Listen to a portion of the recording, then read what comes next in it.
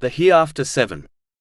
In a narration found in Sahih Muslim, number 2864, the Holy Prophet Muhammad, peace and blessings be upon him, warned that on Judgment Day the sun will be brought within 2 miles of the creation. This will cause people to sweat according to the deeds they performed during their lives on earth. Some people's sweat will reach up to their ankles, some their knees, and for others it will reach their mouths. One only needs to ponder over the times they were subjected to intense summer weather, and how the heat affected their attitude and behavior, in order to appreciate how difficult the situation on Judgment Day will be when the sun is brought so close to them.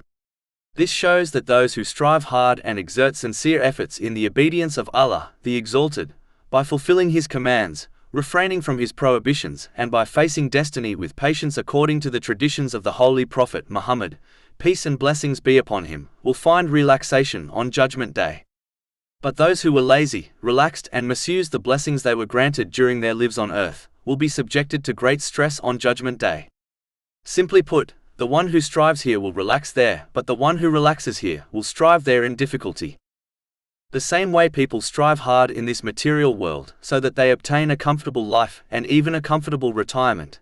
Even though reaching retirement age is not guaranteed, Muslims should strive even harder in this world by obeying Allah, the Exalted, by using the blessings they have been granted in ways pleasing to Him, so that they can obtain peace and comfort in this world and on the day that is guaranteed to occur. It is a sign of great ignorance to strive for a day one may never reach, namely, the day of retirement, and not strive for a day they are guaranteed to reach and experience, namely, Judgment Day.